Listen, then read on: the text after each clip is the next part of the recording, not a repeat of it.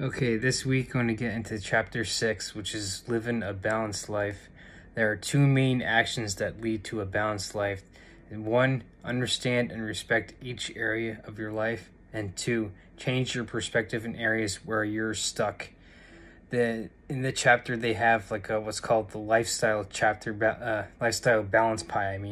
And it's like a circular wheel almost, and each little pie of it is like in each different section of like your life. For like for instance, the example they give with that is like your children, your career, health, volunteering, education, your leisurely fun, finances, and marriage is the example they use. And so like what you do is with that you would rate everything on like a scale of like a 0 to 10, 0 being like it's totally bad, you need to work on it big time. 10 would be totally like perfect at the moment, and everything does change as life always does change. And for like creating the balance, like what you do is like basically 7 steps. One would be take an inventory, then you have to be honest about it.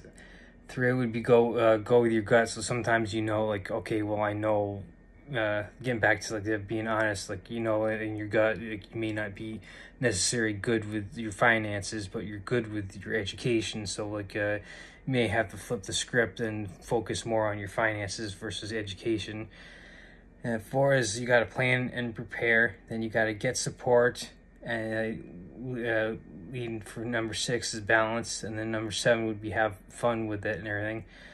The life with each, like I said, with each slice, there's like they're rated 0 to 10, and each category, and each one would be slightly different for each person, because each person has like a unique situation. Like with me, like the example I use, marriage wouldn't really be something for me along with children, because I'm not married and I don't have children. So like people like me would have other areas where we would check in on things like that. And after you get everything rated, you put like a dot in like each little categories, and then you would connect the dots, and it would make it look like kind of like a little flow chart and everything. And like it gives you a visual on how it looks and everything. So like sometimes it may not necessarily be like a perfect circle and everything. It very rarely is. So like there's always that give and take, because like I said, like there may be some weeks where or some months where when you're working on it, some things may get out of whack. Like you may like I said, with 1 week your finances may be in the dumps, but you're good with your education. You have to flip the script of those two to find balance and everything. And to do that, there's a lot of questions you can ask yourself, are my values and priorities being reflected? And when you're looking at it, you can say, am I living a balanced life? And also am I over involved in some activities? For instance, on your weekend, are you if you work during Monday through Friday, are you spending way too much time maybe volunteering, not spending enough time on focusing on yourself or whatever? And again, back to that pie chart, doing it maybe on a weekly basis and everything, so you can check in and see where you need to refocus on stuff that you're not necessarily doing good in. And another question is how much time are you using to caring for yourself or others? What areas need more attention? Like I said, with the finance and education example, you may be good with education but not good with finance, so you may have to focus more of your attention on your finances and everything.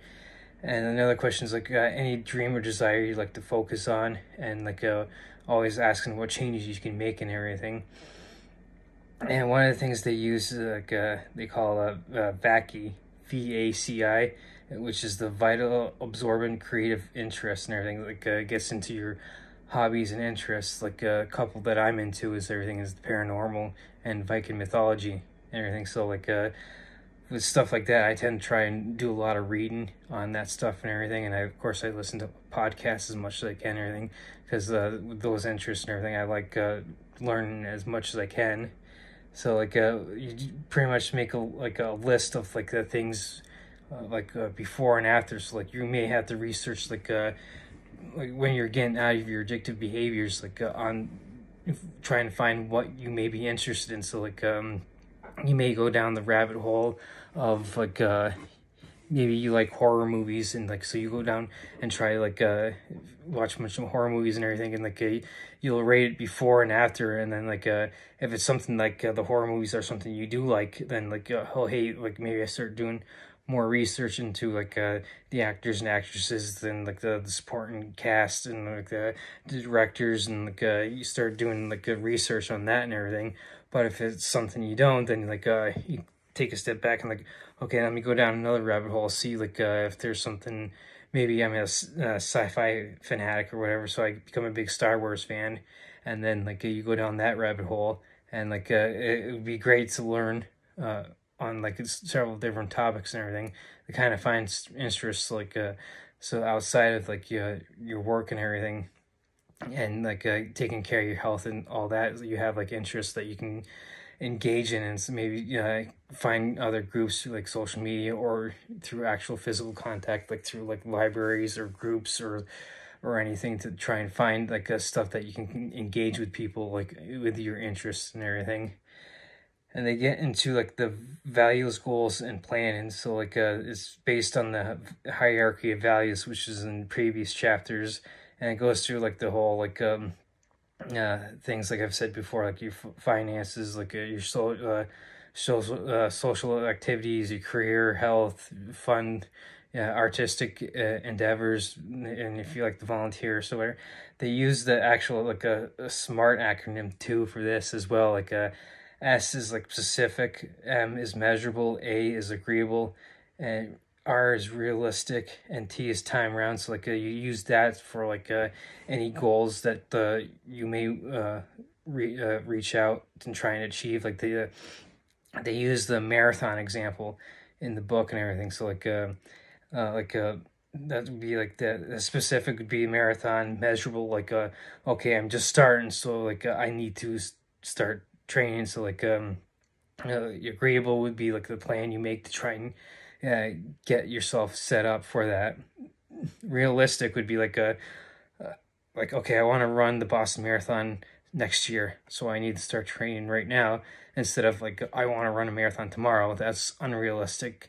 So like you get like the T, that would be the T time bound. So like with running the marathon, like what you do is like you set yourself up to try and like build yourself up to run a marathon. So like you wouldn't, like I said, necessarily be running a marathon tomorrow and be like getting up and like all of a sudden you haven't done any physical activity and you expect to run a 26-mile marathon tomorrow. So what you do is like build yourself up. Like you start off one week like, okay, I need to start maybe running like a half mile every other day, and then like you up it to like where you can run half a mile maybe every day, and then you build up to the point where you can actually do the marathon. And so like that gets into like how you go about like achieving like a goal, like with living in the sobriety and or being clean from drugs or anything. And they end the stuff like the chapter with like on how to live with emotions. Like we all have to live with emotions. Like so we try to get like ways to cope with the emotions. Like instead of like someone getting you pissed off, instead of going using, you find like maybe you go out to the woods or something to go for a walk. You find like stuff you can use for like awareness techniques and like checking in with yourself. Like and you try to find also ways for relaxation. And like they talk about like the progressive muscle relaxation in chapter 2, like where you like kind of like check in with like your body and everything. Some of the things they talk about like that I've done over the past couple of years is like was getting into doing stuff for like that would be like meditation. They have like a bunch of guided meditation videos and stuff like that you can find on places like YouTube or whatever. Another important thing that they talk about like is nutrition. And like it's like pretty much like what you eat and everything. If you're eating like healthy foods, like your fruits and vegetables and like healthy meats, or like you follow like a diet plan that it was actually work for you, And so instead of just going out and like eating candy and drinking soda all the time, which wouldn't be that good for you. And another thing they mentioned is exercise, like trying to come up with like an exercise plan that like you can do like on a daily and weekly on a weekly, daily basis and everything. Like for me, like stuff I do for exercise or lifting and yoga, I do cardio. I just picked up like a rowing machine that I use for my cardio. Another thing they get into, which is important, is sleep. Like, are you getting good sleep and everything? Because if you're not, then like that could start getting you jacked up and like getting you more tired, which you turn into like trying to focus on like your energy drinks, coffee and stuff to just keep you going and everything, which isn't that necessarily good. So you want to get good sleep and everything. And they talk about like a medication. So like if you're someone that does need medication for like maybe you have depression and like you do need to take some medication, so like you need to be like take that under the supervision of like your doctor, therapist, and your team, your medical team that you work with and everything. And like they finish off the chapter talking on about procrastination, putting things off, like it's like the last minute, which is never good. Like you have like a bill due, like that's 3 weeks out, like, oh, I'll get that next week or whatever, even though you can pay it now and not have to worry about it later. So this week was all about chapter 6, and next week we'll probably be finishing up the chapters because the last few chapters are relatively short and everything. So I'm hoping to get through like the rest of the handbook this next week and everything. So until next time.